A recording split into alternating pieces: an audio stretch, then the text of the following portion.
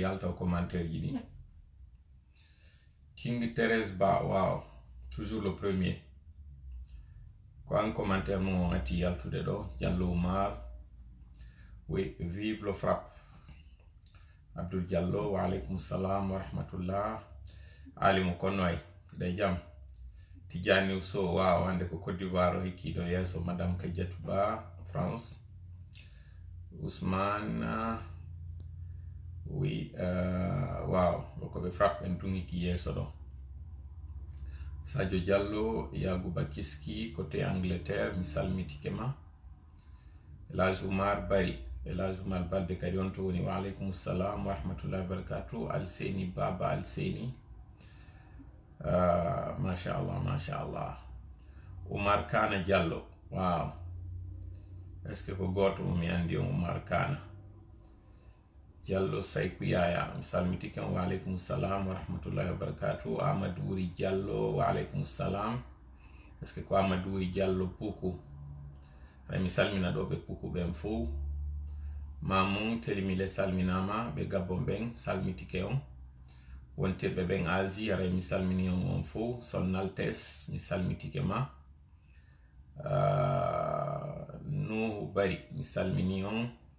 Gawlo Ji ba Asma Elhadji Diallo mi salmini on fou na o mao mi acci inde mudu wara yon yafoto Amigo Diallo Sarata mi salmini be Kebu ben Senta Monoma rayon salminama be Malien beren ben salminama be Dongol Tuma ben salminama be Bantingel ben salminama be Dalaba ben salminama Diti Mombeya mi yeggitali kanyum kadi be Dunki Manya ben mi salmina kadi haray be Armelke ben be kanyum be Tinkam ben don mi salmini kanyum kadi be Jagisa ben mi yeggitali be Jamburia ben mi yeggitali be bindi be mi yeggitali be Jafuna ben wana non kanyum kadi salminare be Fonfoya Burwal Tappe Leñele Walijang Bawo Fello Tiangi Saram Bawo Fello Saram Miside Dopete mi salmini kadi aray be ngiriyabe ben mi salmini kanyum kadi be timbobe ben salmina do kanyum kadi be labe de pere ben salmina kanyum kadi be dara ben garambe mi yeggitali kanyum kadi salmin gongol arabe burkaje ben salmina do gore en Alpha Alex ok en hebi combien de personnes do fuddo den on est déjà 760 kala nato do e partage en fuddo de yewtere ngi wiuno ko 30 wonde fuddade kono on va démarrer plus tôt Ibrahima Ba mi salmitike ma Sengo Sierra Leone mi salmina kadi be Masi ben Gongore mi salmina kanyum kadi be 82 ben wana non kanyum kadi ara yeggitata salmin gongol kadi be Palaga ben salminen don kanyum kadi wontirbe ben Mitimadu salminen kanyum kadi modi be Safa ben be Sala ben lagine fo mo kala ka woni inde mudu yettore mudu ngare salminama si le son est bon harayde way fuddade do on est déjà 853 personnes ok Wuri Balde Salitola ok si le son est bon le soldat est là si le son est bon Balde Bole mi salmitikema mi salmina kadi be dingiray ben be wullitike kambe kadi ara be ala kay salminede Jala Koro e salmini tawgibi fuddode biskirima salminen Kalifour Jala Koro be mbone ben en salmini kanyum kadi be Bannora ben en salmini be Matagania ben en salmini kanyum kadi be Ledo ben bayna le roton kambe be wiata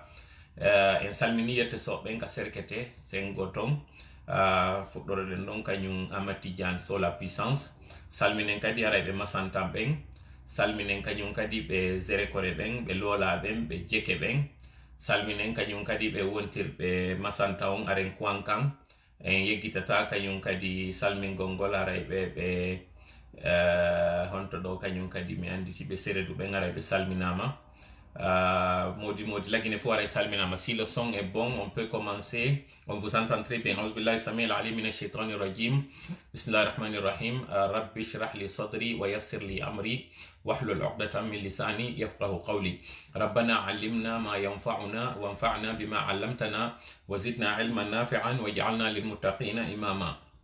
ويكاد الذين كفروا ليزلقونك بأبصارهم لما سمعوا الذكر ويقولون إنه لمجنون وما هو إلا ذكر للعالمين بل نقذف بالحق على الباطل فيدمغه فإذا هو زاحق ولكم الويل مما تصفون اللهم صل وسلم وبارك على نبينا محمد وعلى آله وأصحابه ومن تبعهم بإحسان إلى يوم الدين أما بعد hara musidɓe yiɓe kala wonɓe ndaruɗen ka ɗerol meɗen ɗo toli moɗon ka tola en synchronisation e ngol ɗerol wiyetengol hakkil faamu pinal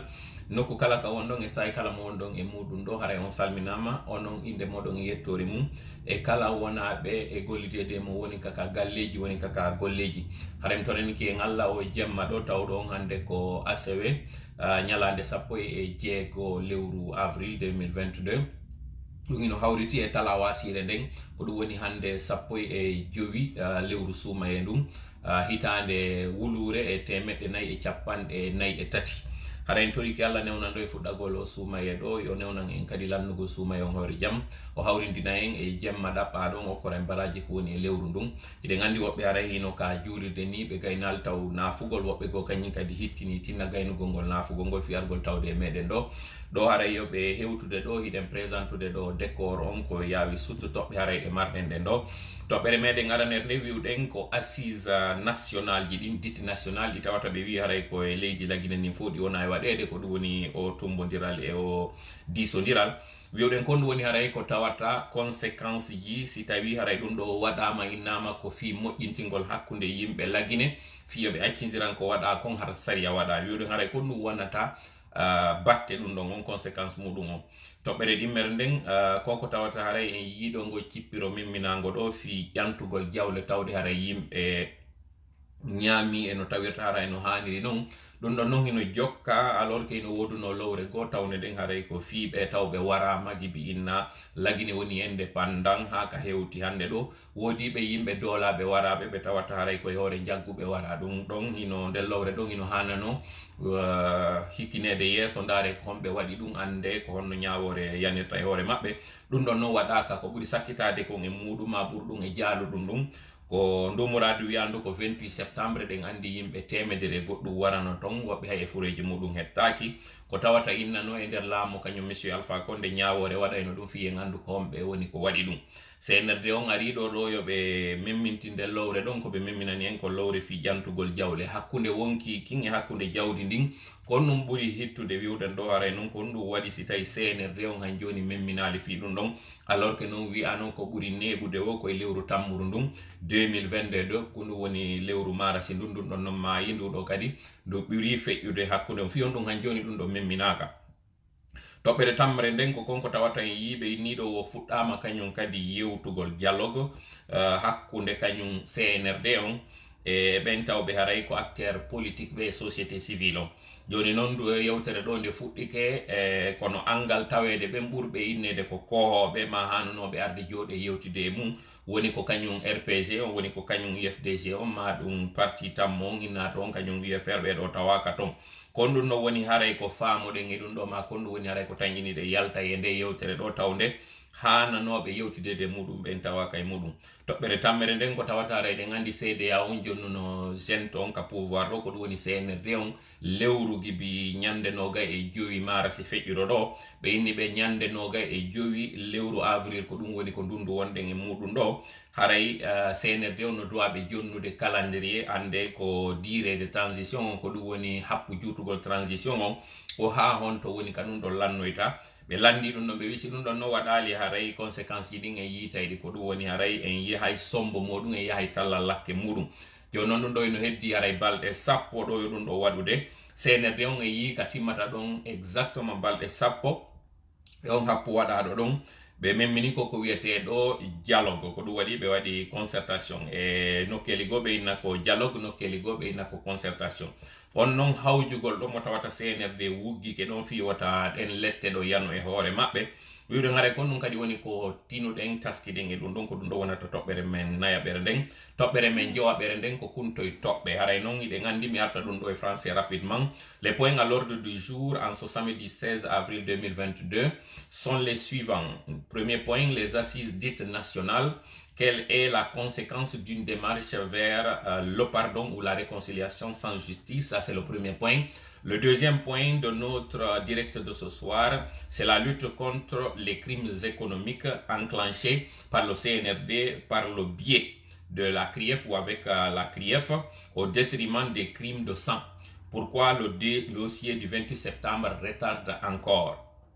Le troisième point, c'est le lancement du dialogue entre guillemets entre l'OCNRD et quelques acteurs de la société civile à l'absence des ténors tels que le RPG, l'UFDG et l'UFR, pour ne citer que ceux-là. Nous avons dit quelle est la lecture que nous pouvons faire d'un tel dialogue. Le quatrième point, c'est l'échéance de l'ultimatum donné par la CEDEAO à l'endroit de la junte au pouvoir et l'empressement de cette dernière pour éviter les sanctions. Quelle analyse faire? Ça, c'est le quatrième point. Et le cinquième point, en réalité, c'est un condensé de points que nous avons intitulé les divers. Où que vous soyez, qui que vous soyez, vous êtes les bienvenus sur cette page qui s'appelle Hakil Famou Pinal en synchronisation avec la page Kotoli Modon Katola. Aujourd'hui encore, nous allons avoir cette occasion de parler de cela et bien d'autres points. Que vous soyez confortablement assis dans votre canapé, dans vos salons, parce que nous savons que vous êtes très nombreux aujourd'hui à nous suivre et vous êtes les bienvenus. Haren tori kala newnan do ngara heedin tingol de jonde do de tobbe de wonde yewde do fu yo newnan e waawen haray timbugol de hoore jam e waaw haray hubi golde do waawen addude de do no buri feewirde non haray non ko Allah woni ko tori de yo newnan en dun don si dun don no laati haray ko kanko woni ko yettete nami woni haray ko coobete siko aksu mudum no wadi bay haray neddo nginati mudo andite haray gandangal tuuda moƴƴa faamo kanyum kan nawonde makko yaajirdo non koni haray ko yer ko mi mari ko wonde e sendo dude en tori ke non haray mo kala kadi yo waaw ko wadi kongo go haray wurtano lan sim falji e mudum dimel mudum haray lelito don konko tawata haray don andi fi yo golderol meden do burtira yarodugol yeso en tori ki Allah yo wadan en de jonde meden do barkinade en seddu do e hoore jam amin ya Allah. Donc nous commençons aujourd'hui notre soirée. Haray den fuɗɗade ɗo yewtere meɗen nden o assise ɗo mo tawata ɗo no mi wadde mo taw yaafo dollan ɗo ko yaawi sut haray mi hewtina ɗo o wa Fatou mo tawata haray ko Fatou nde woni ko min heɓi fayin ka ɓe ngureji amen denɗiraɓe an ɗiɗo woni ko jombi ɗiɗi wiyeteɗo on Ceerno Boubacar mo Jabre Yaare jombi kañum kadi denɗirawo amen go wiyeteɗo Salamata Ba tawɗo ko jannowo kañum l'école wo jeeyaɗo e gohoɗo wiyetego Tubbu e nder ɓe nguri wiyeteɗe ɓe Boral ɓen woni ko jiw maɓɓe ko duuɓi 15 woni ko faati hande ɗo wi en hankin hino wetude hande on ɗo ma ɗum e nder ɗe balɗe ɗo ɗiɗi mi gaynalta waray humpitade moƴƴa joni noon haray e inde équipe tola on haray min hewtina fatunde hiwragol fatunde nde tawa kañum ɓe nguri haray fatanaɓe ɓen torano Allah kadi toromo non kadi fof wonɓe darude ngol ɗerol meɗen ɗo yon hawtito e amen haray torano ɗen o jiwo fatiɗo ɗo yo Allah okkormo aljanna moƴƴo okkoramo aljanna makko ɓurɗo e towde on yawtanamo yafanomo bonnereji ko waɗi profiten ɗo kañum kadi haray torano ɗen Allah kala ɓen fatiɓe ɓe yo Allah yawtanɓe yafanoɓe ɗen andi ka fuɗɗino ɗen o ndu sumaye ɗo e wiwno haray yo Allah newnan en sumaye on o lanna e hoore jaam hiɗen andi en fuɗɗodike sumaye on ɗo e woɓɓe rowani num ɓe tawata hikka ɗo ɓe tawdaka e meɗen haray noon en andi en fof ko ɗum ɗo kadi woni ko habbi ɗen en anda ko hondetuma waɗata kono eɗen felliti ko ɗum ɗo woni ko habbi en ɗen tori noon Allah ñande hewtani en ɗo yo tawara ko yaafede meɗen adila dial amin ya Allah. Haray hande ɗo kadi on tini no gasa o discours mo tawata haray waɗi hankin ka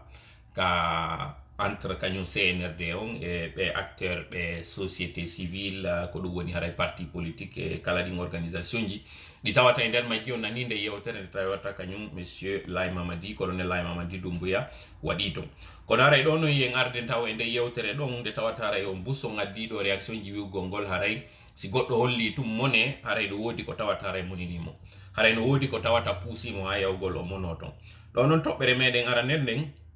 ko tawata e ɗon andi haray no gasa e ɗon jiɓi kon ɗum waɗi ha tawata sifa nde yewtere ɗo yalti buynangi jomidirgol ɗum ɗon inna haray ko menen woni ko tawata haray no monana haray nde yewtere ɗo mbayi ɗon andi kañum colonel Lay Mamadi na andiraɗo wowgol algol wowla haara taw ka haray o mettina e makka imo andirano nun hay so aray o yewta nde yewtere tawde haray ko deeƴude nde yewtere nde tawata haray hay so inni tonke wondema kamɓe koɓe soldat siɓe kono mo andirano yewtugol kan haala tawka ko deeƴu kayde gandite sayigo e wiwno ko wowluno ko wondema la justice va être notre boussole o yaltali kadi goy o bonniti ɗum ɗon ko woni ko alhaali o woni e bonnitude ɗi wiwɗen nun joni haray est ce que noon ɓe wonɓe yaltude fof fewdo ɗo yeddama waɗa haalaji bonɗi koye inde CNRD on ɓe woni e waɗirde kono est ce que kanko haray mo tawa e nder muɗum ƴettude misal wano fewdo ɓe victime ɓe Camboire o innuno haray inde aéroport on ha nanka changede ɓe winduno lettre ɓe adressé kañum CNRD on na kañum colonel Lay Mamadi jaabino alors que ko kanko tigi wonno ko fewndinano yewtere nden ko inneteɗo Ammara Camara ko wonno ko jaabino ɗo noon cette fois ci noon ko kanko tigi colonel on profiti ɗo après tawde haray taw en andi fewdo innano ɗo récupération des biens kañum colonel Ammara kañum kadi e kañum monsieur Ousmane Gawal ɓe arno yo tribune ka RTG kaɓe wiwno nous ne reculerons pas, nous irons jusqu'au bout on wiwgol maɓɓe ɗon ɓe recula ɓe yaha jusqu'au bout ɗum ɗon janguɗen e nder muɗum wondema ko ɓe wiwno ko la justice va être notre boussole wondema ina ɗum wona ko naɓede ɗon sina ɗum en temps normal taw rapidement si arde yaltina goɗɗo e suudu ko décision de justice doit addrede si yaltinamo e nder suudu kono na ɗum CNRD on waɗi CNRD on ari jonni ɓe mi sikki ko jonte ɗiɗi nun ka ko yontere ɓe arnoɓe jonnaɓe innaɓe duwa yaltude ka cuudi maɓɓe sans décision de justice kamɓe noon innanoɓe yo yaltu on tuma ɓe yehi ɓe saisi si justice on ɓe inni haray konko waɗa ɗon haray feewa hanira non ɓe tori haray yo justice on ñaawo hakkude kañum CNRD on e kamɓe ka tañƴinagol maɓɓe wondema ɓe mari gonga en nani konko justice on jaabino ɗum on tuma ko wondema ko e on compétent rapidement ɗo finalement yaltinte ɓen to yalti fahin kono ɓe amali ɓe inni toujours awa ɓe contacta ɓay ɓeeɗa kañum inni gaynata ɗum ɗo yo feƴƴini haala kan yeeso ɓe feƴƴo yeeso ɓe tuusi fahin on justice ɗon yo justice o ñaawo hakkude maɓɓe malheureusement ka ngalaw meɗen ɗo yo justice on gaynu jonnude avis muɗum on suudu liɓama warin hay e jokkiti ɗon kañum kadi didugol suudugo ndu tawata haray nde yewtere ɗon ndu juuti fo e muɗum kono en andi do argol maɓɓe num on tuma ka RTG holli wondema ɓe tippa e ko woni gonga ko doole ɓe wonno e hollugol ɗen andi ɗon e français ɓe innay lorsqu'on est violent c'est parce qu'on est faible si goɗɗo yehi tum fuɗɗike doolude fuɗɗike hollude sonko fuɗɗike hollude waɗugol sattede ko yewtata konko par ce que hara yo andi o ɓiƴƴama ɗen andi e nana ɓe innay pulal hay si sari nde fiidi si sarire nde fiidi nde haway donc CNRD on tumata yehi ha ɓiƴƴama o ha hewtiɓe ɓaarike ka gimbal hande kadi tawi potto ala ɓe fuɗɗo hollude doole ɓe fuɗɗo hollude violence anditen noon CNRD fewno ɓe arno pet ɓayari on tuma ɓe marno soutien populaire ɓe innuno kamɓe ɓe ha jaka e soutien ɓe innuno kamɓe koɓe ari ko waɗugol golle ɗen si ɓe gayni golle ɗen kadi ɓe dirude ɓe jonnita jama on mo kala haqqeji muɗum ɗin kono en yii konko ɓe innuno ko saria jokkete no na saria naɓano ɗum rapidement ko on wonɗen e fuɗɗorade ɗon ko fiyo jama on waw famude nde toɓɓere nde wonɗen udditude ɗo ko on woni nden toɓɓere CNRD on faminane tu woni jama on wondema kamɓe koɓe seren ɓe faminane tu woni jama on wondema ɓe contrôle situation ɓe faminane tu woni jama on wondema ɓe mari doole ko ɗum ɓe woni e yaltinde ko ɗum ɓe woni e yeeyude jama on fiyo jama on soodu ɗum ɗon ɓe famina wondema kamɓe ɓe hula hay goto ɓe famina kamɓe ɓe jogui contrôle situation alors que noon menen wonɓe e humpitade ko on woni e feƴƴude nder ton e kala on tawa si o ardini hakkille o yiyay gonga on o sennidira gonga on e fenanden no wawi yiide ha honto CNRD arnoɗo waɗi coup d'état on tawnoɗo imo hooli tawnoɗo on so wi'i o waɗay tawnoɗo on so yaltiti kellete so hulɓini hulete na woni CNRD hande mo wonɗe yiide ɗo CNRD mo wonɗe yiide hande ɗo non seulement taw déjà ɓe tatonay woni ko ɗum woni hande kadi ɓe hottoto woni ɓe yaha e hoore ɗum ɗon kañum kadi hiɗen andi si tawi tum kullum a jokki kum ha kum tawi hande kadi on jusodirta hay gertogal e fanɗude muɗum sa sutanike haray ɓiɓɓe maggal on ko ɗum woni cofe ɗen ma ɗum a sutanike boofode te tawata kañum gertogal ngal ngal woofi e hoore mum ayey ngal immina leeɓi maggal a yiyay hande kadi ngal suto soppugol ma ko noon CNRD o waɗi kono noon ɗum ɗo waworto famade moƴƴa comparé ɗo moƴƴa sortiji maɓɓe ɗi darun ko on ɗum hikkoyno yeeso fewno tawnoɓe ɓe fokkitani goɗɗum kaɓe alano gonga e muɗum ɓe wonno obligé yaltugol ka RTG justifia ko ɓe woni e wadde kon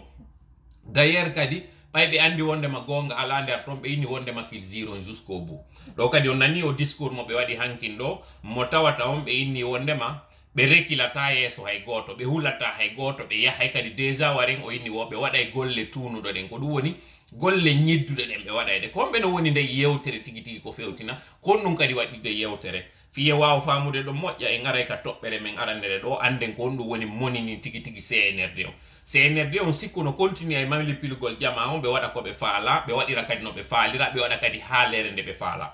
mais gollirɗen hakkil noddituɗen ɗo jama wiwɗen hina finkari nde mari doole ko jama on mari doole seede mum ko jama on wallunomo ñande o waɗi coup d'état makko on fiyo coup d'état makko on heɓu ko ɓe innata ko légitimité ko ɗum woni validugol ngol holla inna o hande kadi ɗo jaɓama feƴƴi hande kadi yahi yeeso kono on jamamo woni e faminde ɗum no wondema o haajaka e mum wiwɗe ye mottodir wonen e honde wotere hollen ɓe wondema na kamɓe mari doole entre autres wiwɗen koko ɓe inni ɗo wondema hara mission non immike ka CNT yehi intérieur wiwɗen buudeɓe wota goto ndaruɓe acciteɓe hoore maɓɓe si ɓe heɓali ndarowoɓe ɓe heɓali wernowoɓe hande kadi ɓe hootay ko ɓe faala kon ɓe heɓali ɗum ɗon feƴƴi kon ɗum kadi ɓe immiti ɓe wiiti kadi assise national ɗin noon assise national ɗi ko fi moƴƴintingol hakkude ɓiɓɓe lagine ɓen par ce que haray ngakkuy no waɗi ton hawre no waɗi ton ngayguy no waɗi nder ton haasidi no waɗi nder ton fi moƴƴintingol ko ɗum ɗon wonno falanoɗen hin andi leydi sindi yaaru yeeso ko fo yo jonnidir juuɗe leƴƴi leƴƴi iwa nder ton bonnanaɓe haray jonnite hakkeji maɓɓe ɓe tuubitane bonnuɓe kañum kadi sari a rewne maɓɓe malheureusement CNRD on gibi ɓe fuɗɗinoɓe aroy hay nokku tum précisement taw kaɓe change no ɗon inde o aéroport on ɓe fuɗɗi hollude yimɓe doole ɓe ittira ɗo ɓe wattira ɗo e yi ko tawno kon ɓe change ɓe inni hande kadi koko wiyeteɗo assise ko ɗum woni jooɗagol yewta moƴƴintina mo kala wowla ko bonni kon bonnaɗo nana ɗum acca hande kadi ɓe ittimo justice on ko ɗum woni yawgol ngol ka sari a ñaawa on bonnuɗo on hande kadi sari a rewne makko harna yugol tun a bonnama joni an yaafo accam men feƴƴe yeeso par ce que ko ɗum woni conséquence muɗum ko ɗum woni wiwɗen on kon ɗum woni haray premier point on si fa ɗum ɗo waɗama kon ɗum yaltoyta ton haray noon min faala haray yon heɗito kañum monsieur Dansa Kourma kon ɗum woni ka o yewti e nder ɗi assise ji ɗo ɓay ɓe yimmike ɓe yeehi intérieur ɓe yawno toon ɓe yiidoye acteur ɓe par ce que o yi e buudi taw konko ɓe inni ɗon assise mo tawata on hara hina assise par ce que assise mo tawata hara yimɓe fotta e nder muɗum yewte hara ko innugol tummi bonnima accanan sari a rewnaka e hoore an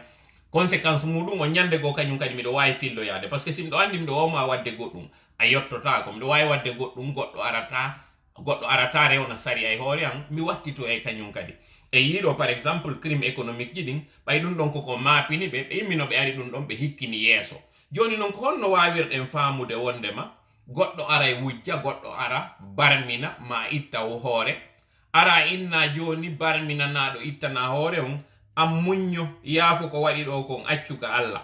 konno wawirɗon faamude wonde goɗɗo no wawi arde waɗa ɗum ɗon kono woɗɗo bonnere tawne nden ɗon ko mbuuɗi nden ɗon nde hikkinte yeeso nde inne wonde ma haray ɗi mbuuɗi ɗon ko maɗi guereɗe hetto kono noon no wawirɗon faamude ɗum ɗon donc haray ɗum ɗo holli en ha on to CNRD on yaafo ɗo rapidement wondema CNRD on ko ɗaynugol jama on ɓe woni fiyon ɗum kono ɓe woni ɗaynide yimma mi faala on jentito ɗo kañum monsieur Dansa Kourma kon ɗum woni ko wi ɓayoray hewtama kindiya ɗo ɓe landimo fiiɗi assise ji ɗo kon ɗum woni haray yewtere makko ne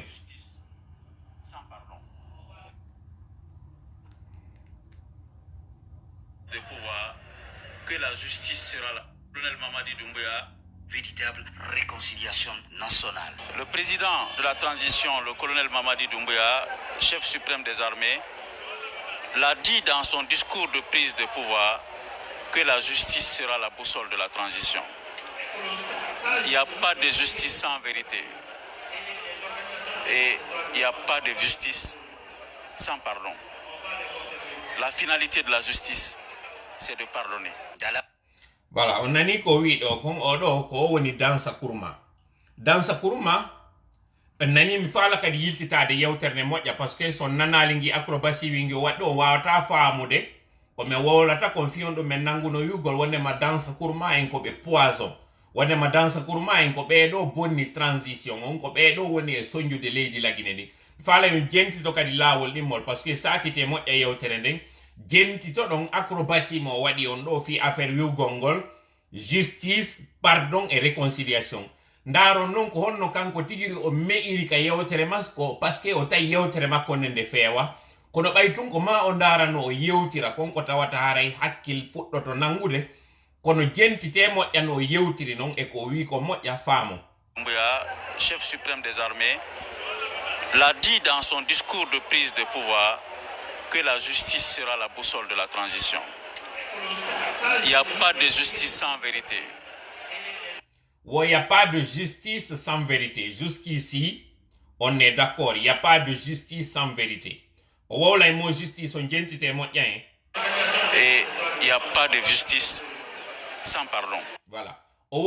Justice, il n'y a pas de justice sans vérité, il n'y a pas de justice sans pardon. Mais écoutez, dernière partie, Macron. La finalité de la justice,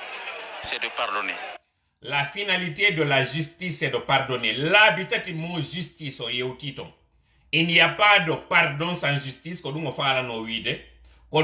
a pas de vérité sans justice. Voilà une gente to moƴƴa ko yewti kon jentita ton acrobatie mo woni e wadde on yi on gonga on e fenande ko woni e wowlde kon wattane yila moƴƴa. Chef suprême des armées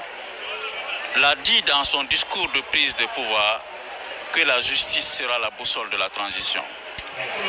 Mo justice on taw parce que mi wi ko laabi tati kono en réalité ko laabi nayi jentite premier mot o répéti ko kañum colonel Laye Mamadi wiwno kon fewndo tawno on tuma ko ɓernde laaɓunde nde wonno yewtude fewndo tawno on tuma ko bonne volonté on ɗo yo el dure konko ɓe innata kon l'air toxique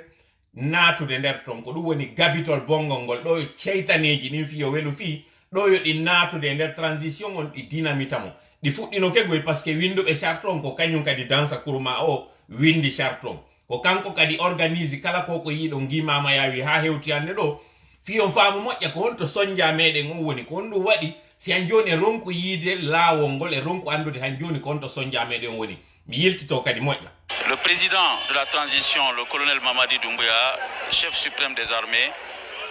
l'a dit dans son discours de prise de pouvoir que la justice sera la boussole de la transition. Il n'y a pas de justice sans vérité. Voilà. Il n'y a pas de justice sans vérité. Kokango, c'est ce que lui il a dit. Écoutez bien cette partie. Faites-vous votre propre jugement sur les propos de celui qui se dit être le président du CNT. C'est lui qui est à l'origine en partie de la rédaction de cette charte de transition. C'est lui qui est en train de piloter tapis dans l'ombre les décisions malsaines et les actes inappropriés du CNRD. Tous les problèmes de la Guinée, tous les maux dont nous souffrons, voici leurs causes, voici leurs origines. Nous vous invitons à écouter encore une nouvelle fois cette partie, parce que si vous ratez cette partie, vous allez rater tout ce qui est à l'origine de nos maux, à l'origine de nos malheurs, et ce qui constitue aujourd'hui le frein au développement du pays, à la concrétisation des bonnes volontés, à l'aboutissement de l'espoir du Guinéen aujourd'hui. Voici l'une des raisons. Voici le manque de bonne foi, voici le tâtonnement, voici la mauvaise foi de certaines personnes qui se disent être des intellectuels, des gens qu'on dit être appropriés à mesure de diriger cette transition et à occuper une place parce que dit-on qu'ils ont la formation requise alors qu'ils n'ont pas la probité. Écoutez bien la mauvaise foi, l'acrobatie de cet individu qui, au lieu de dire la vérité, quelque chose qui a du sens, dit quelque chose qui n'a aucun sens. Écoutez bien, il parle de justice, mais regardez comment il parle de cette justice-là. Écoutez bien cette partie. Le colonel Mamadi Doumbouya, chef suprême des armées, l'a dit dans son discours de prise de pouvoir que la justice sera la boussole de la transition. Il n'y a pas de justice sans vérité. Il n'y a pas de justice sans vérité. Écoutez bien ce qu'il dit. Il n'y a pas de justice sans vérité. Est-ce que ça a du sens ce que lui il est en train de dire? C'est dire il n'y a pas de justice sans vérité. En réalité, il voulait dire il n'y a pas. Il dit il n'y a pas. Écoutez bien parce que j'ai même du mal à capter ce qu'il est en train de dire parce que pour moi ça n'a pas de sens. Que la justice sera la boussole de la transition.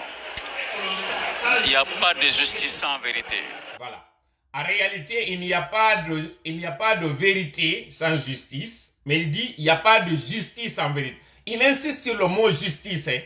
Mais écoutez après ce qu'il va dire dans la conclusion de toute cette acrobatie qu'il va faire. Gentite moƴƴa ko woni yiwde ɗo kon wo nunɗal waɗata e sariya tanke yo gonga wowlaka ko ɗum ɗon o wi kanko tigi goy mais gentite non. Et il n'y a pas de justice sans pardon. Voilà. Il n'y a pas de justice sans pardon. Gentite do kanyum kadi wonde ma yafagol à la justice wadali. O woli do mo justice on pour la 3e fois. Mais c'est pas la dernière. Écoutez encore pour la 4e fois que wola tanon fi justice on. La finalité de la justice, c'est de pardonner. La finalité de la justice, c'est de pardonner. Il prononce 4 fois le mot justice. 4 fois. Il dit en premier lieu, c'est que le CNRD, par le biais de son colonel, de son président, le colonel Laye Mamadi dit que la justice va être notre boussole. Et il est à rappeler que le premier ministère qui a subi les foudres de la mauvaise gouvernance du CNRD, c'est celui des gardes-sceaux, celui de la justice donc. Lui qui a été catapulté, c'est lui qui a été évincé. Ensuite, il dit que la finalité de la justice, c'est le pardon. Mais comment maintenant comprendre qu'il prononce 4 fois le mot justice et que le mot justice et la pratique de la justice disparaissent du processus de cette assise et de cette transition? Comment pouvez-vous comprendre cela? Pourquoi? Parce que lui, il dit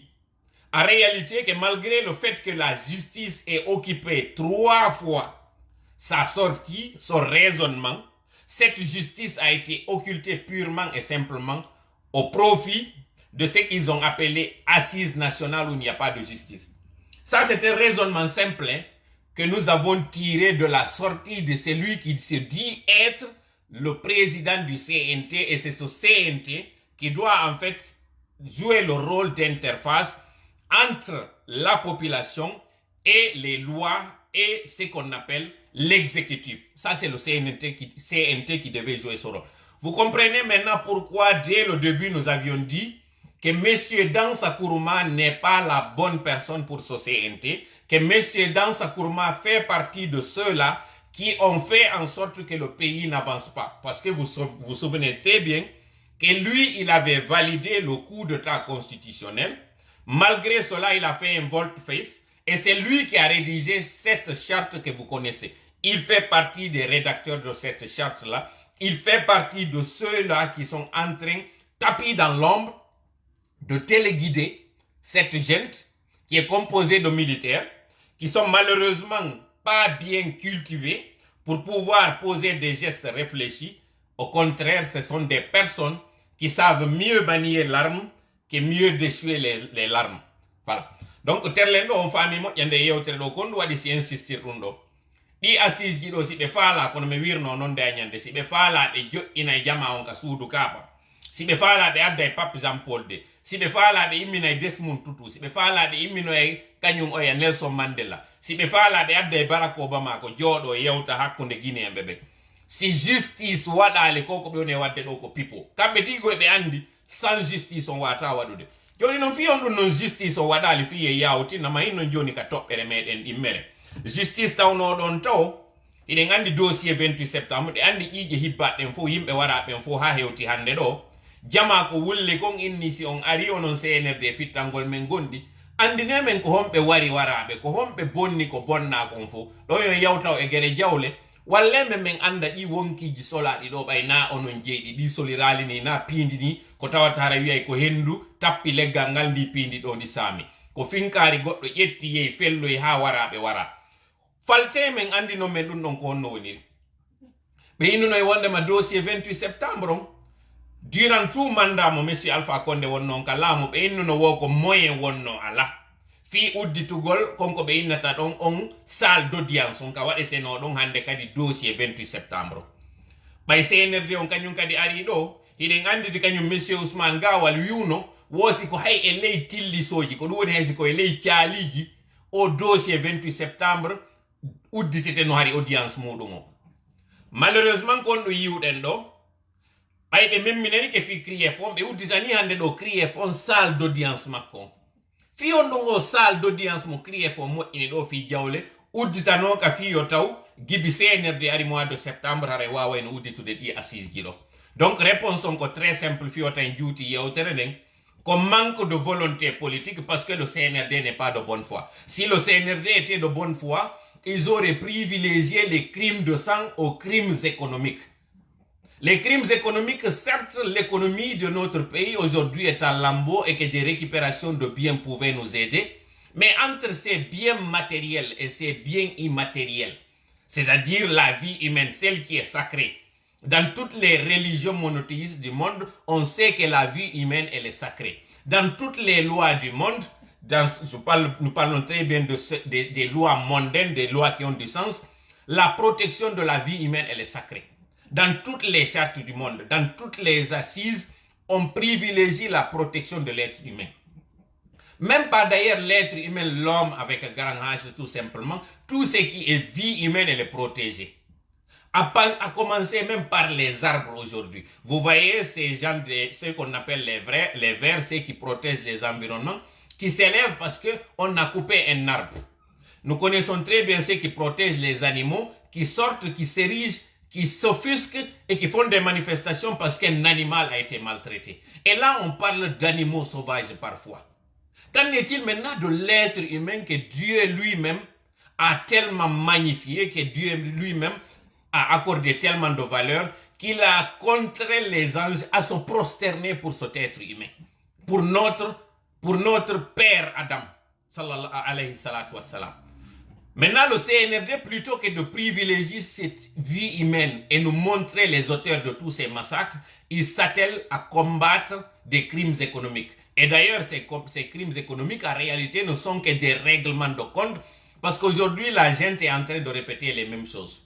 Vous avez vu ces campagnes de distribution de riz pour acheter les consciences dont nous avions parlé quelques mois auparavant, mais vous voyez aujourd'hui que c'est chose faite. Le CNRD qui disait qu'il n'avait pas besoin de manifestations, de soutien, de quoi que ce soit, de propagande, aujourd'hui ce sont eux qui sont en train d'acheter des consciences, qui sont en train aujourd'hui de donner de l'argent à ces personnes qui assistent à ces assises. Pour votre information,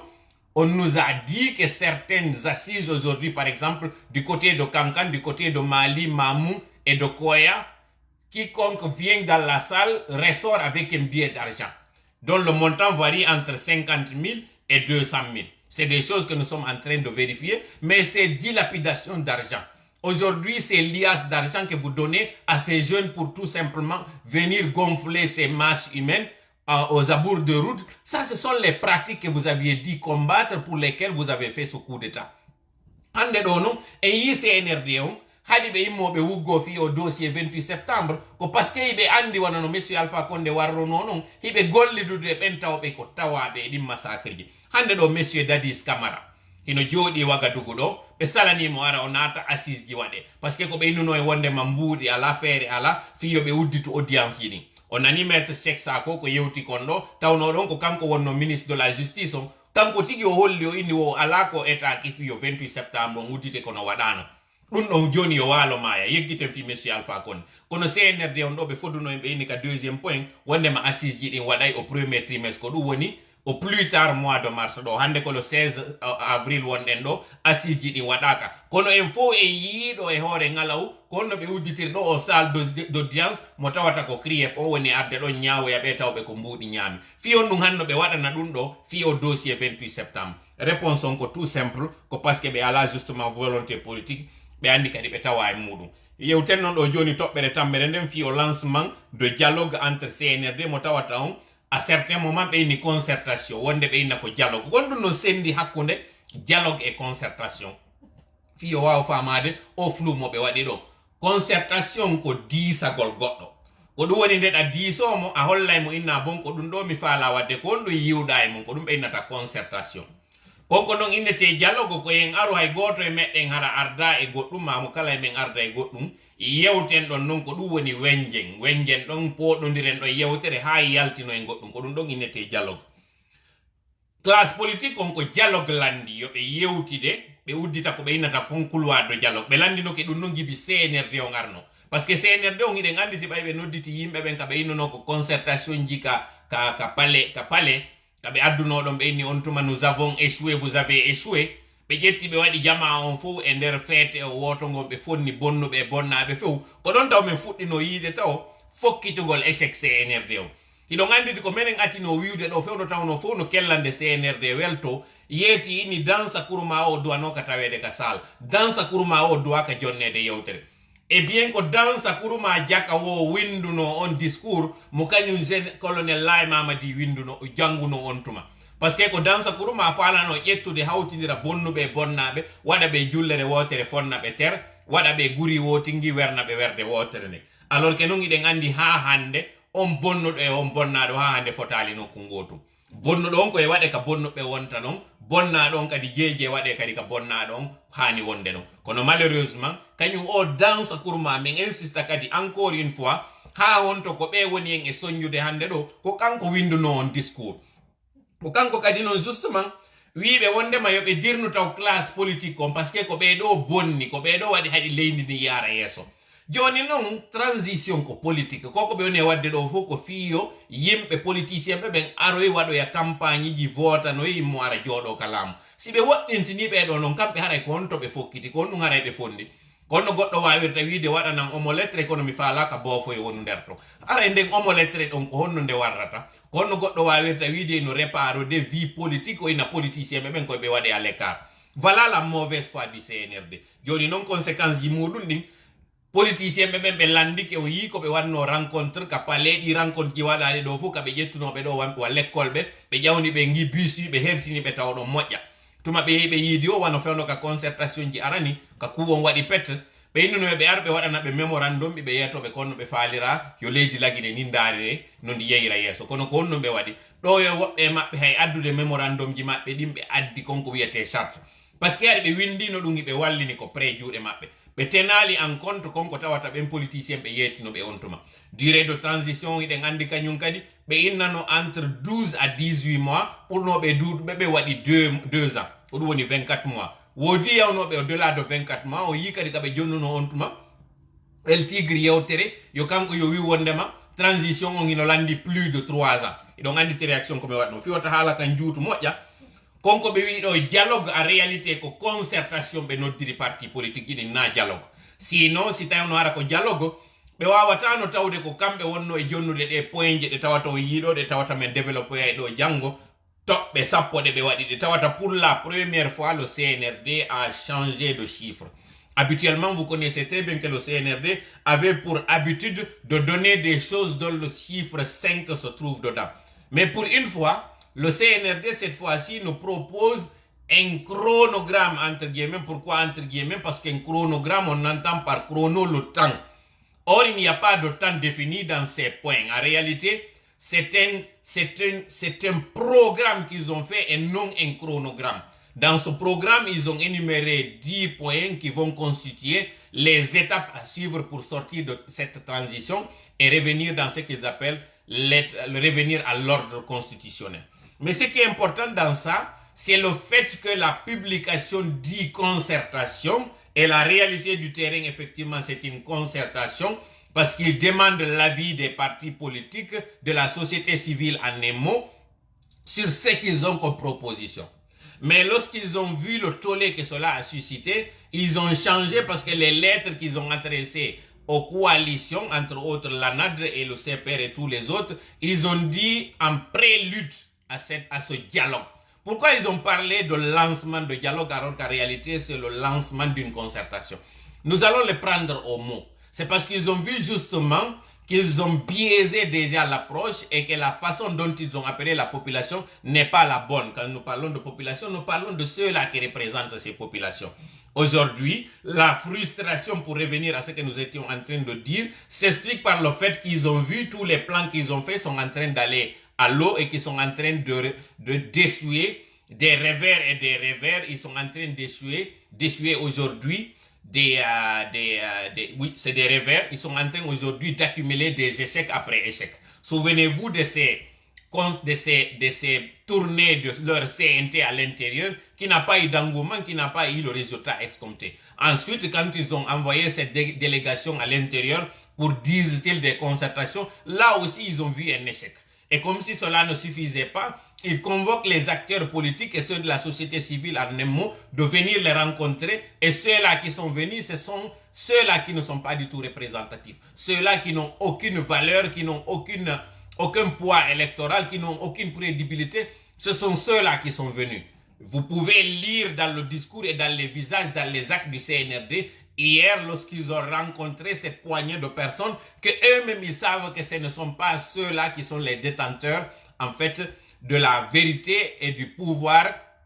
en fait, de la légitimité et de la popularité au sein de la population aujourd'hui. Donc ça, les trois, ce sont ceux-là qui ont poussé le colonel à sortir ses griefs, à être violent dans le verbe. Parce qu'ils sont en train de voir que cette mascarade, et c'est le troisième, et c'est le quatrième point, concernant justement l'échéance, l'ultimatum lancé par la CEDEAO, Artendo Ara et Poulangal, qu'on nous voit que monini monsieur colonel Lai Mamadi, ko piji tati aranon e maggi, atawata ɗon en holli wonde maɓe sikki ko kamɓe tun gaynatawa en hollayɓe segele cifike ɓukkun dow ko awa ƴawrama ka dow worɓe ɗumanike en peesay ɗo ɓayɓe yimmike ɓe yimmini taw o CNT yo yawka intérieur fi en artitu kadi rapidement on CNT ɗon ɓe heɓali ɓe yewduda e mum ɓe heɓali werde ɓe heɓali ndarowoɓe hande kadi ɓe yimmi ɓe arti ɓe wayi hande ɓe wonti hersuɓe ɓe yimminoy kañum kadi o mission ji maɓɓe à l'intérieur woko fi jalol yawgol moƴƴintina kamɓe ɓen ɓe andi kamɓe tigi ɓe haɓidi e muɗum donc kadi wiwɗe yo ɗum ɗon boycoté wota yimɓe ndaruɓe ɓe woni obligé haye yowgol yoɓa yimɓe ɓe yaltinoye fayɓe e classe ji muɗum ɓe yaltinoye fonctionnaire ɓe ɓeyni ko maɓen ara ɓe tawe fiitu yo salji maɓɓe ɗi yo permanence ji ɗin heɓu yimɓe kaɓe heɓa kaɓe holloya ɓeyna ɓeeɗo fof immino ari tawa nooti noddago ngo me waɗi ngo ɗum ɗo fof ko hersa kaɓe heɓi kam ko kanɗon ɓe wonno ndarude ko honno ɓe suuɗirta ɓe tawi ɗum ɗon kañum kadi yonali ɓe sikki awa joni ɓe yi kamɓe tigi ɓe bloquike yoɓe noddita ɗon hande kadi société civile on ɓe ɗayna ɓen ɗon kadi ɓe ndara wano ɓe rewira e ɓen ɗon ɓen ɗo yiltito jeeja population on par ce que ɓe andi ko ɓen ɗon nanante kamɓe ɓe nanantake ɓen ɗon kadi patatra ɓay ɓe noddi ɓen ko honɗum ɓe yii ko yimɓe ɓe tawata représentant hay hunde yimɓe tawoɓe hay nokku ɓe hikkaki ko ɓen ɗon hande kadi ɓe heɓi tawoɓe ɓen ɗon ɓay ari ko honɗum ɓe yii ɓe tawi hande kadi hina e piti hina e jooli ɓe immi ɓe ari hewti hande ɗo tawi ɓe ko yimɓe ɓe tawata ɓe hikkaki hay nokku ɓen tawoɓe ko 0,0, ko wonɓe woni tigi tigi ɓen soobe ɓen hande ɗo ka échiquier politique se yeehi e dernière échéance électorale waɗuno ɗon hiɗen andi malgré que kañum monsieur Alpha Condé ka wi kon fof wondema o waɗi ko o waɗi kon fof ka guyka makko ko 50 et quelque o ƴettuno attribuani hoore makko ka résultat ji woɓɓe inni 60 et quelque ako kasolano tien UFDG ɓe inni ɓen ko deuxiéme ɓen ɗon ko 30 et quelque joni haɗe tun e ɓeɗo ɗiɗo haɗa nangali yugol ko oɗo woni premier oɗo woni deuxiéme ɓeɗo tun ko plus de 80% de l'électorat guinéen plus de 80% de l'électorat guinéen contre en fonduɗa ƴetta e waɗaɓe sera sikka wawa yaade yeeso a wawa wadde goɗɗum c'est impossible donc CNRD on kamɓe tigi ɓe andi koye sama kala ɓe woni ko ngol ɗo no wonno kallawol sakkitorowol ngol ɓe heddornongol ɓe hoolornongol fi waɗugol hande kadi waado fi ɗi sanction ji ɗi CEDEAO wonno addude e maɓɓe fiyoɓe heɓu kaɓe holla ɓen ɓe inna on yii ko wiwɗon men kon dialogue on mi waɗi dialogue on min yewtidi min noddi min immini mission ji à l'intérieur mi waɗi yewtere ko nde yewtere ɗon woni ko yaltini sakite moƴƴa par ce que parti wonko plus important ko hikon arde ɗo andingol on noon hande kadi ko on ɗum noon duwaɗe wadde iwi ɗo naɓi yeeso o yiiɗo o noon tigi o discours mo waɗi on mo tawata ɓe monike ko on ɗum noon ɓe woni wadde ɗo ndaron entre premier ministre on monsieur Mohamed Beya Vogui e kañum colonel Lai Mamadi taw ɗon ko kanko woni président jeune ton yewtere maɓɓe nden oya immi sonki yenni kambi tappi ɓernde oya immi kañum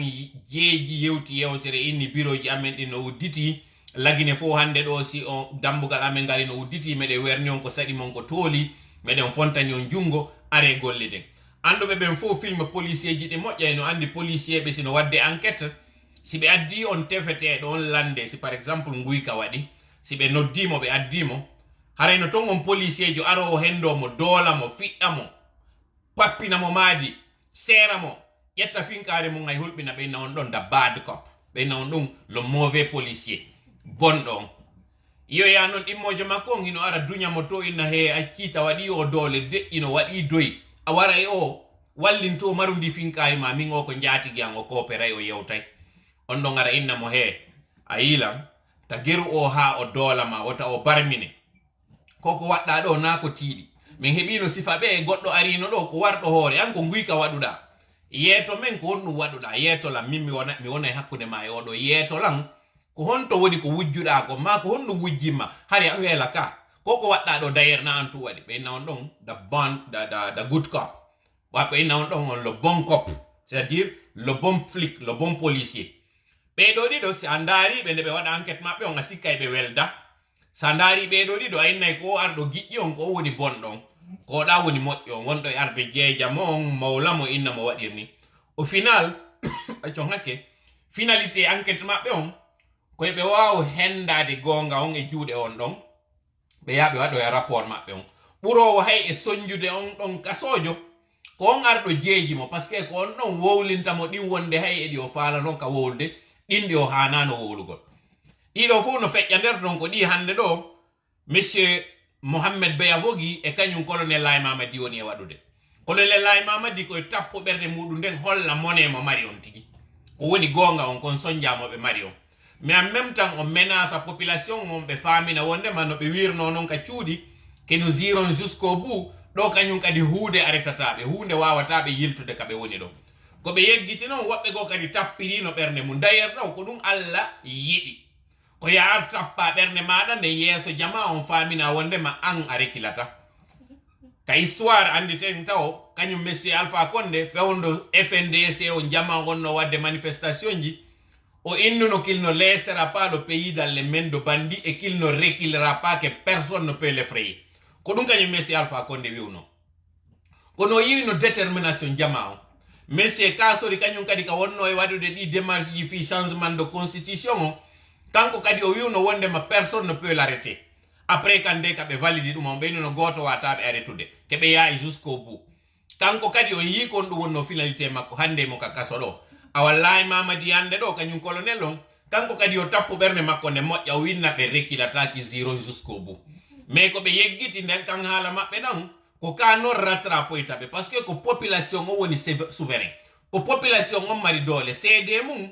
hande do e andi sanction ji cede aw jiddino arde lo 25 do ko dum woni e der balde jeena joni wen tun e der balde jeetate ko be tappayno non berne mabbe be inna ke la Guinée souverain kambe monsieur Maurice Sanda Kouyaté be inna kambe cede aw watabe dictande sifa ko Mali wonno e wolde ko aren don non e Mali on waden don pause Mali en termes de superficie be wawi modude la Guinée be walda Mali en termes de richesse harain arali ka inno gongol enen boxiji go marden en termes de développement Mali no buri en hettade terleno kono Mali bay nangodiri e CEDEAO Mali bay nangodiri e Union Européenne après ka be radino ambassadeur jon o premier ministre mabbe kadi innetedo on Choguel Maïga ba yo tappi kanko kadi berne makko nen o inni ko be souverain Union Européenne on CEDEAO on sonki dano e mabbe ko hakkilbe wadi fonction économique et financière donc andi yiltite di vidéo ji di me wanno do mois de février mois de mars mais yeti non to wondema Mali si continue on e lebbi tati be wata yobude fonctionnaire be mabbe be on nani on documentaire mo me wadanno hediti don ko wadanno kon TV5 et France 24 ko yewtano inna kon woni sattende de Mali be mari on tuma hande do avec le temps be fuddorno taw de 5 ans jidi be mi be ari 3 ans de 3 ans hande do ko 2 ans be ko 2 ans kadi be wolito e fimu de 2 ans hande kadi ko négocie dugol e CEDEAO on pour quelques 6 à 7 mois kono be wawirta hebude din don hara mayde hewtali be don hara be sombrali parce que be yileydi mabbe din ha wonto ndi sonji fewndo be waday non ko be no wadde do hari be holori element tawnodo hari be andali wa yakiduna kaida inom yakiduna kaida wa akidu kaida fewndo be wonno e ebbude ka be woni e wadde do kambe Mali e la Guinée e kanyum pays go kanyum kadi tawnodo no fokki tani yahangol non Guinée Bissau parce que de wawi ittude der ton taw Burkina kanyum holli nundal holli série ko be woni e wadde ko kono beeda tato fokkitino be Guinée Bissau tawno be nga réalité ko chaîne mo be woni e wadde Niger Guinée Mali e Guinée Bissau et même Sénégal be andano hari wonduma mo be holorno on nangodirtano e gere mo tawata hande do o yi revers ji di o woni e yiwde hebude di mi ala wolde inde makko do hande do mais on fo yi do ngandi mo nanon kulon ko stratégique hatta wola hande do inde makko ne ko parce que hande do ben taw be haray no sobinno fiyon e ngalabe frustré do parce que kambe be sikuno ko contre on leader jo do wonno de alors que non en réalité ko contre une pratique ji on leader jo wonno e wadude wallitagol be ndundarankeebe do on foppo yi o village e der Mali ton mo tawata ko leñol gotol natano wara 200 et quelques personnes wobbe ni 300 et quelques personnes be ari be wariri ni on andi non ha honto tolande no yalta wola do fi affaire pula ko on wawata kellande on tawdo hino jonnude armée jonna alaji be wonbe yaade warira ni ino sambe warira ni yimbe tout simplement fi konko tawata na kambe subi ko Allah wadi hore mabbe ko dum woni leñol mabbe ngol awa hande ɗo non CNRD on hino andi ko ɗum ɗon kañum kadi sutaniɓe hande ɗo nde ɓe yalta ɓe waɗa ɗi chantier ji maɓɓe ɗo fi kasugol elan action en yewtino fi ɗum ɗon wiwɗen janggo kadi en waɗa yewtere ɗo dalle détail ɗi 10 point ji ɗi ɓe woli ɗo démonten ɗi ɗo par A plus B hollen fenade maɓɓe nde hollen kañum kadi transition on ɗo en 9 mois tout au plus hara en gaynimo watta ɗo non ɗi 6 mois ji ɗo en réalité en 18 mois hara en gayni ɗum ɗon jola woɓɓe ni ɗo 300 victimes justement ɗi 300 victimes ji ɗo fo ɗon sikka ɓeɗo wari ko jihadiste ɓe wara ɗon sikka ɓeɗo fo wari ko terroriste ɓe wala ɓeɗo fo ɓe wawi wonde e hoɗo tawa hara ɓe re'iraɓe ni aw ko sifa ɗum ɗo kañum kadi woni ko fokkintirana lagine ko ɗum sifa ɗum ɗo kañum kadi CNRD on en mi waɗangol lagine kono malheureusement pour et heureusement pour nous Allah ka ñeñal makko o bonniti o programme mo ɓe waɗno ɗo hande ɓe fuɗɗike lowde ɓe yino nder lowre maɓɓe nde ɓe fokkintinno nde gasata donc an nemmo kon ɗum wawata yetade on ɗo sanction ji CEDEAO yimɓe yiiɗi ɓe hayni kadi ɓe andi ɓe daɗataɗi joni noon koye ɓe waɗu mascarade ton mo ɓe faminanta jama on wondema awa hi kamɓe ɓe faala dialogue ɓe heɓoya on bilan mo ɓe joƴƴinanoyana CNRD fiyo wiye wondema awa kamɓe hiɓe faalano transition o lannu ko ɗum waɗi ɓe waɗi o proposition fi repousegol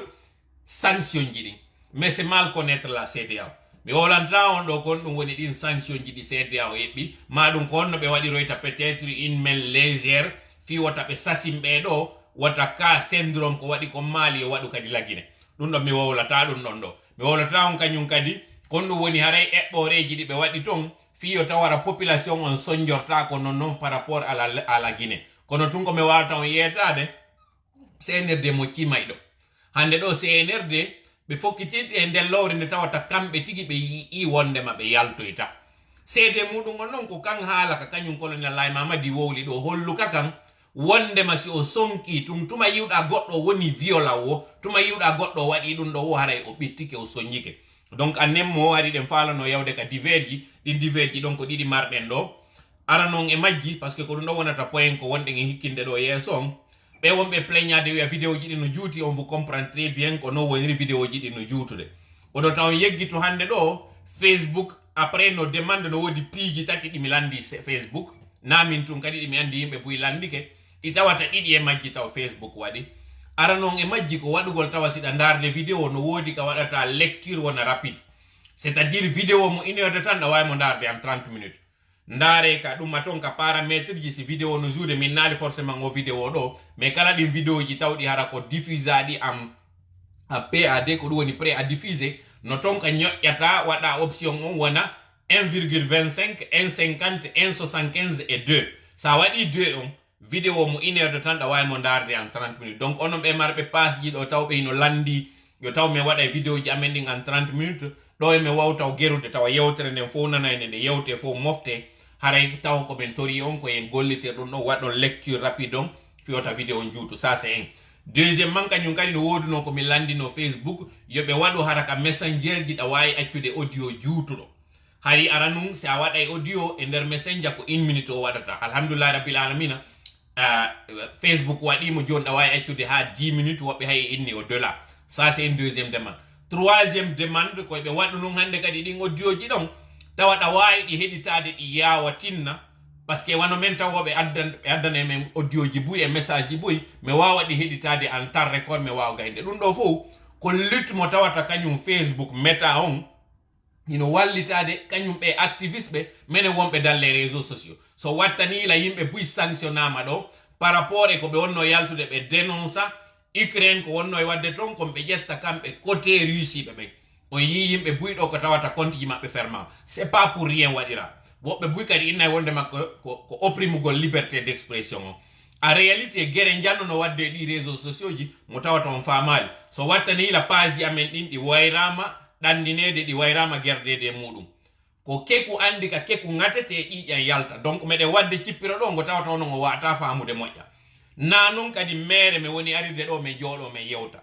nde meɗen yewta ɗo meɗen andi honto min tippi femme fait et geste ji ɗi min woni wadde ɗi na fo wate yaltinede ɗo e kene mais au moment venu on wawa e famude si e wawa heɓude doole e ngo cippire meɗen ɗo piiji ɗi duwaɗe wadde no tawa noon eɗin piiji ɗi duwaɗe wadde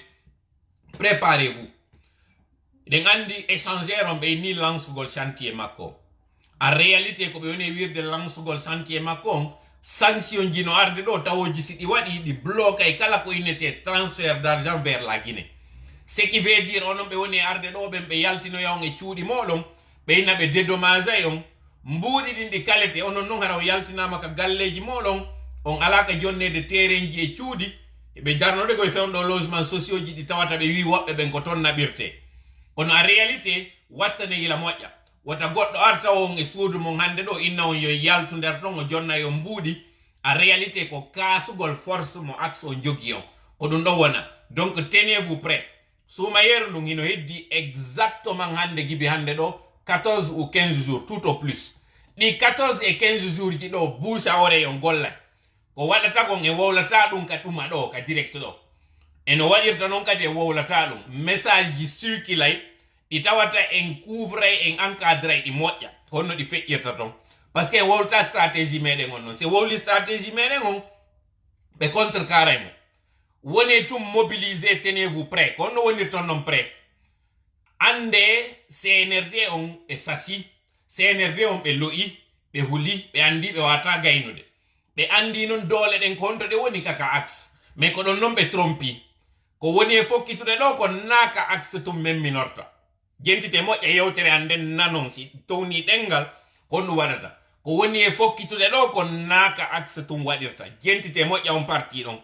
mi innali waɗataka axe ko mi inni naaka axe tum waɗata ko woni e fokkitude ɗo kon en deuxièmement fewndo ɓe yaltunoɗo min inni UFDG e RPG yo jonnidir juuɗe yimɓe yaltuno critique ɗum aw hande ɗo kamɓe ɗiɗo ɓe yii ɓe heeɓi nécessité ɓe andi wondema ko ɓe jonnidirta juuɗe kon ko kamɓe woni ko sutana si ɓe jonnidiri juuɗe kadi ɓe wallidiri adversaire comme mo ɓe jogui on ko CNRD o hande ɗo nous avons le plaisir de vous dire na mariage wona waɗede hakkude maɓɓe na noon kamɓe tun ɗiɗo classe politique on UFR ba kala ɓe anduɗon tenorɓe ɓurɓe towde ɓen concertation ji no wadde fewndo ɗo ɗi tawata mi wowlataɗi fof no mi wiiri on noon par ce que si ɗi fof ɗi wowlama hande kadi ɓe anda konno ɓe contre karirta naɓanteɓe sakuji maaro naɓanteɓe enveloppe mbuɗi naɓane PA ji joƴƴine ko waɗete fof ɓe waɗa profiten ɗi 14 jours ji ɗo eɗen andi dernier jour ji ɗin déjà qiyamul layli on fuɗɗoto andi ton ɗon noon ko honɗum waɗno kadi rooni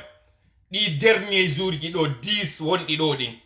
watta no yila moƴƴa andon par ce que ko forwol banana wona buguede ɗo ɓay tum ɓe ndaray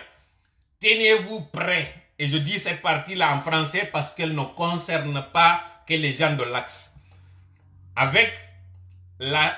l'union que nous avons faite avec une dose d'intelligence avec de la retenue, nous avons pu parvenir en fait à mettre le CNRD en difficulté. Comment nous l'avons fait? Nous n'avons pas fait tirer une arme. Nous n'avons pas prévu une manifestation dans laquelle il pourrait y avoir des blessés et peut-être même des morts. Nous avons agi avec intelligence. Nous avons poussé le CNRD à commettre toutes les erreurs possibles. Comment nous les avons poussés? Nous les avons poussés à commettre cette forfaiture qui est celle de sortir et montrer ce signe de violence. Or, vous savez très bien que quand on est faible, on devient violent. Et la violence, c'est le signe des faibles. Les forts ne se montrent pas violents. D'ailleurs, en Soussou, on dit « Sobela Nyamouema ». S'ils étaient réellement sereins, s'ils étaient réellement, j'essaie de trouver le mot, s'il y avait une dose de sérénité, et de tranquillité et d'assurance surtout de la part du CNRD, ce discours d'hier n'avait pas lieu d'être. Ces efforts, ces pieds et des mains, ce programme qui a été sorti à la va-vite n'allait pas avoir lieu. C'est parce qu'ils commencent à réaliser que la force, la légitimité et le pouvoir se trouvent entre les mains de la population que nous sommes. Et aujourd'hui, parlant de population, nous avions appelé toute la classe politique à se donner la main, plus particulièrement l'UFDG et le RPG à se donner la main. Aujourd'hui, c'est que vos cadres sont en train de subir dans les geôles de la maison centrale et c'est que la CRIEF a prévu pour vous humilier et prendre injustement vos biens parce que la manière a été biaisée, la forme a été bafouée, donc par conséquent, le fond perd complètement son sens. Ce qui est en train de se faire aujourd'hui, heureusement, les leaders des classes politiques ont réalisé qu'ils ont intérêt à se donner la main. Et aujourd'hui, il y a ce mariage, cette union de circonstances qui est en vue, qui est en train de se faire et qui va donner la force à cette population. Souvenez-vous lors du CNDD. Le CNDD avait fait la même chose que le CNRD. Mais lorsque la classe politique, le RPG à l'époque, son champion n'était pas encore président, Monsieur Cellou Dalein n'avait pas encore jaugé sa force parce qu'il était à sa première expérience électorale. Monsieur Sidya Touré, qui avait fait ses preuves, Monsieur Lansana Kouyaté, en un mot, toute la classe politique s'était retrouvée pour aller au stade du 28 septembre et nous connaissons la suite. C'est ce qui avait fait chuter le CNDD. La même chose se prépare, sauf que cette fois-ci, nous avons fait avec réflexion, nous avons fait avec intelligence la procédure qui doit suivre, la stratégie que nous avons faite pour nous éviter les victimes et le bilan lourd du 28 septembre, mais avoir un résultat probant, satisfaisant et un résultat concret. Ça, nous n'allons pas dévoiler la stratégie, ça va être du bouche à l'oreille. Ce qu'il faut s'allier, c'est justement la maturité, l'intelligence et cette hauteur des leaders qui ont compris qu'ils sont des adversaires et non des ennemis. Il y en a qui vont critiquer et qui diront que c'est un mariage incestueux entre le RPG et l'UFDG, mais comprenez très bien qu'aujourd'hui, nous sommes dans un bourbier dans lequel nous devons nous donner la main pour en sortir. En un mot comme en mille, aujourd'hui, le CNRD est en difficulté et le peuple a la force, la légitimité. C'est vous qui avez le pouvoir et c'est vous qui devez le réclamer, c'est vous qui devez l'exercer sur qui que ce soit. Ce n'est pas une nébuleuse qui va venir ici exiger des conditions ou exiger des choses à la classe politique, à la population que nous sommes, nous imposer un groupe qui n'a pas fait une déclaration de bien, qui n'a pas fait une déclaration de sa liste, qui ne nous a pas donné de lisibilité ni de visibilité. Ça ne marchera pas. Et cette fois-ci, nous allons dire trop c'est trop. Et ceux-là qui sont appuyés dans l'homme, en train de tripatouiller cette transition pour la faire échouer, ce sont eux, Inch'Allah, qui vont échouer. Et c'est nous qui aurions le dernier mot, Inch'Allah. Hare jama on ande ko non jogi dole den. Sakitore yewtere nen lo wonde ma fe fa fe. Gentite moƴƴande yewtere fe fa fe. UFR ba, UFDG ba, kañum ɗuma honno RPG ba, ɓeɗo fof jonnidiri juuɗe nantodirama. Goɗɗum no fokkiti ɗo ko tawata mi yeetike on préparé CNRD o yiɗum ɗon koko kadi wona wiyede ɗo fi affaire échangeur on préparé moƴƴa ando goɗɗum no fokkiti mi toriki Allah won ballo meɗen hawrinde en sawaba janggo si Allah jaɓi hara en décortiquay ɗo konko ɓe waɗi kon par A plus B ndaren ɗon no waɗiren directum kon à peu près 20 minutes ou 30 si ɗuuɗiya yewten kañum kadi hollen démonten par A plus B honno tawiri CNRD on koye samakalawi ɓe woni koye théâtre ɓe woni allahumma salli ala sayyidina wa sallim wassalamu aleykum wa rahmatullahi wa barakatuh.